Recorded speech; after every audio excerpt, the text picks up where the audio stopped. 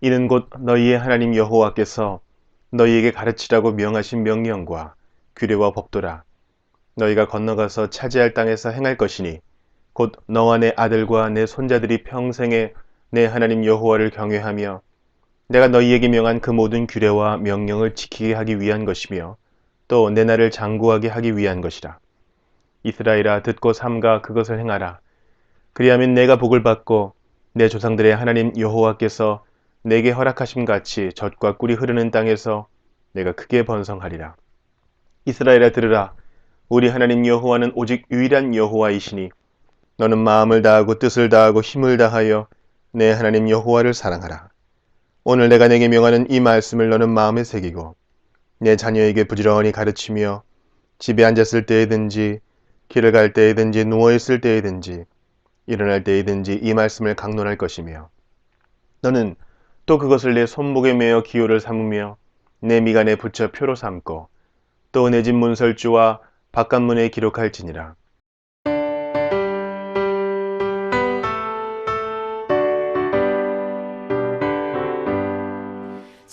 찬송하는 소리 있어 사람 기뻐하도다. 하늘 아버지의 이름 거룩거룩하도다. 세상 사람 찬양하자. 거룩하신 하나님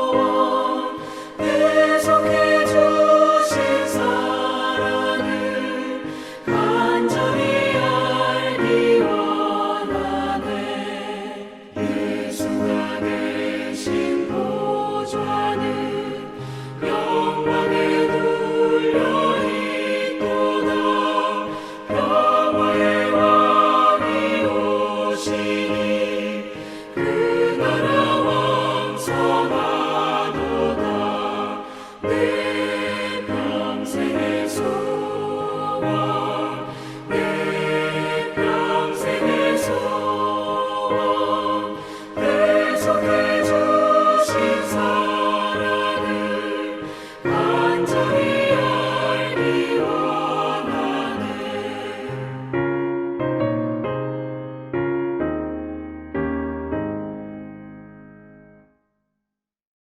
오늘은 요한복음 7장 1절부터 살펴보도록 하겠습니다. 이때는 예수님께서 십자가에 달리시기 한 6개월 전쯤 되는 시기입니다. 그러니까 예수님의 공생의 3년 말기 부분이라고 할 수 있는데, 사도 요한은 예수님의 공생에 2년 6개월 동안 있었던 병자를 고쳐주신 것이나 귀신을 쫓아내주신 일들은 앞에 6장으로 간략하게 기록하고 7장부터 요한복음 3분의 2 분량을 예수님의 사역 말기 부분에 좀 더 관심을 가지고 기록하고 있습니다.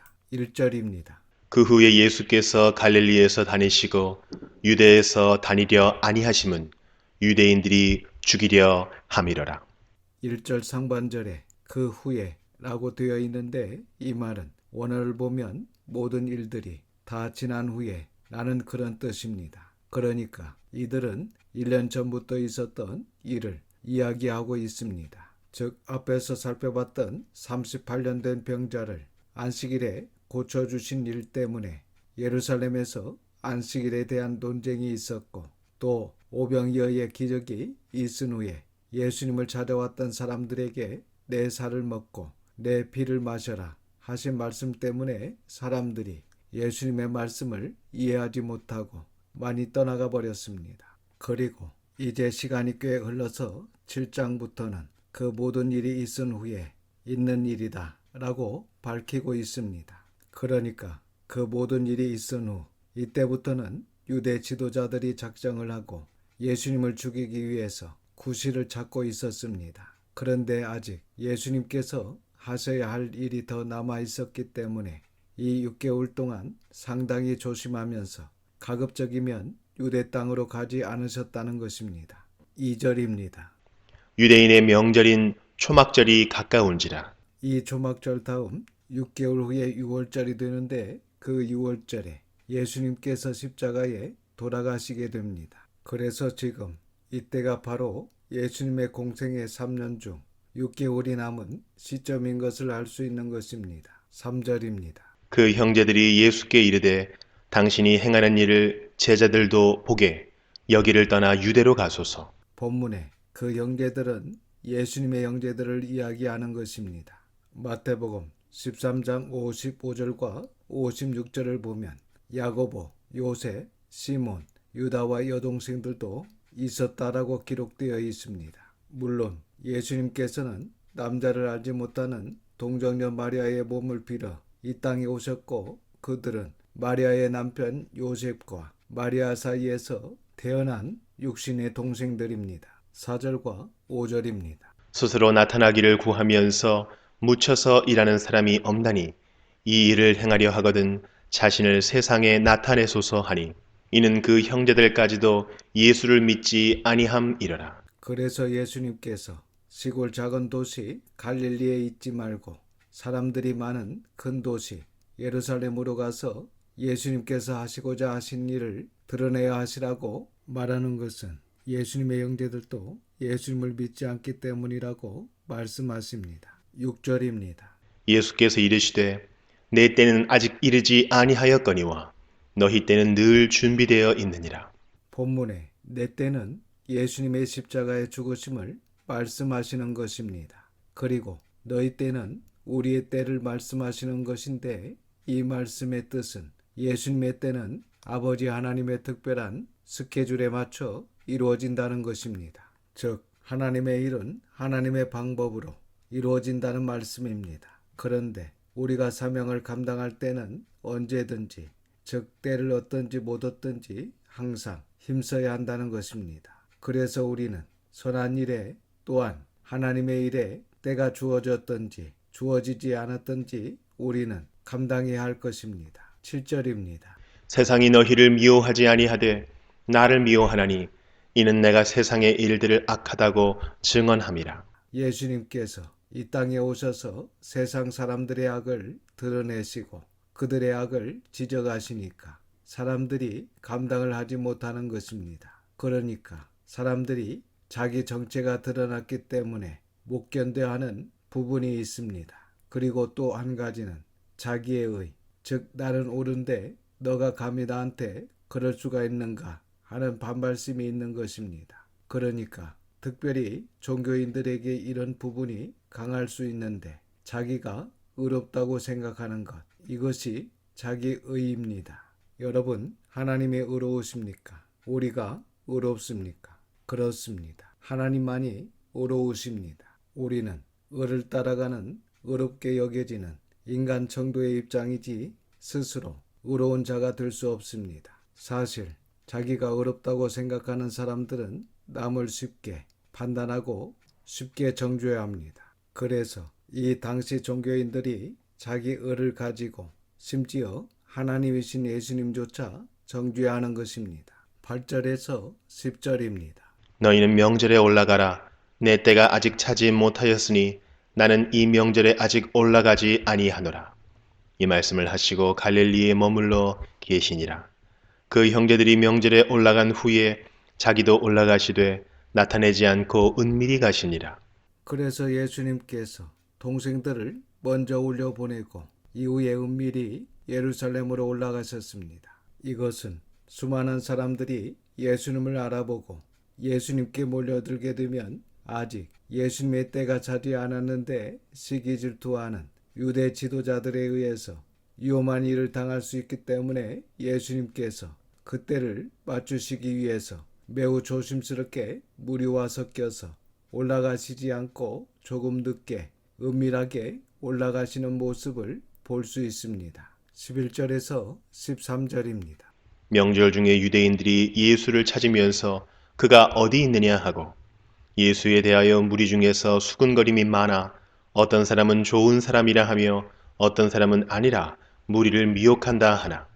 그러나 유대인들을 두려워함으로 드러나게 그에 대하여 말하는 자가 없더라. 이렇게 당시 예수님에 대한 여론이 두 갈래로 나누어져 있었음을 알 수 있습니다. 한쪽은 좋은 사람이다. 또 한쪽은 무리를 미혹하는 사람이다. 이렇게 갈라져 있었습니다. 그리고 13절을 보면 당시 이 유대 지도자들이 예수님을 시기하고 질투하여 어찌하든지 구실을 만들어 죽이려고 한 것을 이 백성들도 알고 있었다는 것을 볼 수 있습니다. 14절과 15절입니다. 이미 명절의 중간이 되어 예수께서 성전에 올라가사 가르치시니 유대인들이 놀랍게 여겨 이르되 이 사람은 배우지 아니하였거늘 어떻게 그를 아느냐 하니.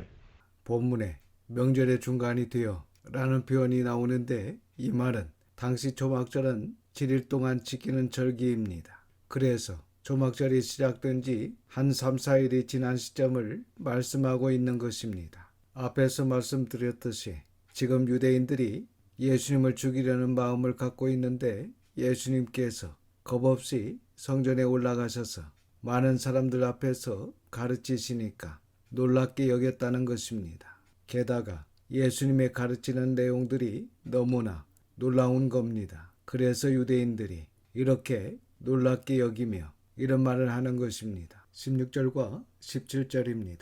예수께서 대답하여 이르시되 내 교훈은 내 것이 아니요 나를 보내신 이의 것이니라. 사람이 하나님의 뜻을 행하려 하면 이 교훈이 하나님께로부터 왔는지 내가 스스로 말함인지 알리라.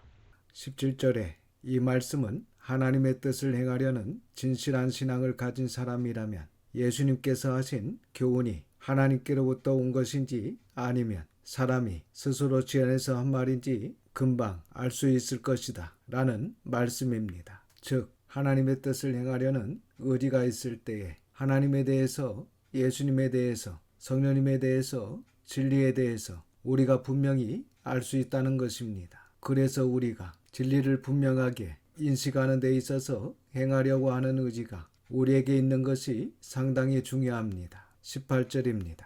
스스로 말하는 자는 자기 영광만 구하되 보내신 이의 영광을 구하는 자는 참되니 그 속에 불의가 없느니라.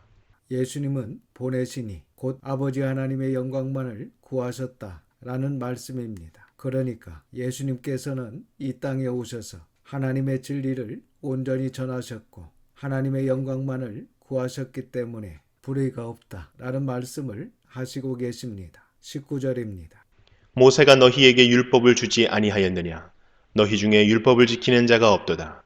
너희가 어찌하여 나를 죽이려 하느냐? 19절 중반절에 너희 중에 율법을 지키는 자가 없도다. 이 말씀의 뜻은 율법의 본질은 사랑입니다. 그리고 그 자체가 진리입니다. 그런데 이 사람들은 율법이 아니라 그들이 만든 유전과 전통을 가지고 자기들이 의롭다고 하고 있는 것입니다. 그러니까 이 유전과 전통을 가지고 자기가 알고 있는 것만 옳다고 믿는 것입니다. 즉 하나님의 말씀, 구약의 말씀을 파악하지 못하니까 스스로 오해하는 것입니다. 만약 이 사람들이 모세 율법을 바로 알았다면 예수님께서 그 율법을 완성하러 오신 분이시고 실제로 율법의 창시자이심을 다 알았을 것입니다. 그러나 그들은 율법을 지킨다고 자부하고 있지만 예수님의 말씀처럼 그들은 율법을 지키는 자가 아니었던 것입니다. 그래서 너희 중에 율법을 지키는 자가 없도다 라고 하시면서 너희가 어찌하여 나를 죽이려 하느냐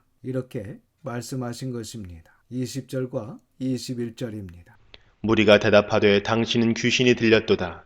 누가 당신을 죽이려 하나이까? 예수께서 대답하여 이르시되 내가 한 가지 일을 행하매 너희가 다 이로 말미암아 이상히 여기는도다. 21절 중반절에 내가 한 가지 일을 행하매 라고 하신 이 한 가지 일은 바로 베세다 북가에서 38년 된 병자를 고치셨던 그 일을 이야기하는 것입니다. 그러니까 이 38년 된 병자를 안식일에 고치셨다는 것, 이것이 문제였습니다. 그 이후에 예수가 안식일을 어겼다 하면서 예수님을 이상하게 보고 오해하면서 마치 예수님께서 율법을 정면으로 부정한 사람인 것처럼 예수님을 이상하게 쳐다봤다는 것입니다. 당시 유대 종교 지도자들이 예수님을 죽이려 했던 이유가 크게 세 가지인데 첫 번째가 바로 예수님께서 이 안식일을 범하셨던 것입니다. 그러니까 안식일에 일을 하면 안 되는데 예수님께서 일을 하셨다는 것입니다. 그런데 예수님께서 이 안식일에 일하시는 것을 보면 먹고 사는 문제를 위해서 일하시는 것이 아닙니다. 생명을 구원하시는 일을 하신 것입니다.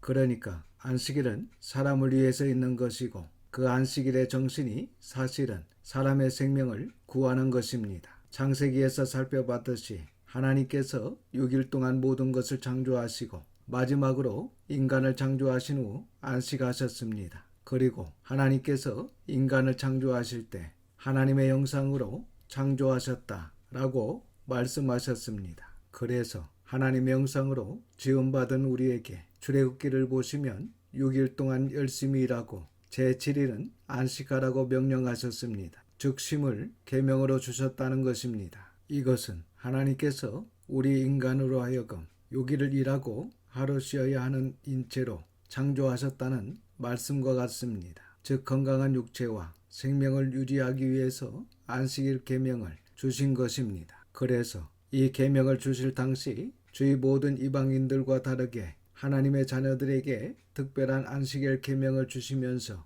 너뿐만 아니라 내 아들이나 내 딸이나 내 남종이나 내 여종이나 내 가축이나 내 문 안에 머무는 객이라도 아무 일도 하지 말라 이렇게 명령하시고 그들로 하여금 쉬게 하셨다는 것입니다. 이것은 곧 생명의 존엄성을 가르쳐 주신 것이라 할 수 있습니다. 그리고 마가복음 2장 27절을 보면 예수님께서 친히 안식일이 사람을 위하여 있는 것이요 사람이 안식일을 위하여 있는 것이 아니니 라고 분명하게 가르쳐 주셨습니다. 그래서 안식일은 사람의 생명을 위해서 사람의 행복을 위해서 주신 하나님의 은혜요 사랑입니다. 그러나 문자에 갇혀 있는 유대인들의 입장에서 봤을 때는 그 의미를 전혀 이해하지 못하고 자신들이 지금 안식일을 잘못 지키고 있으면서 예수님께서 안식일을 범했다라고 오해하는 것입니다. 그리고 두 번째 이유는 앞에서 봤듯이 세상을 악하다라고 하면서 그들의 악을 드러내니까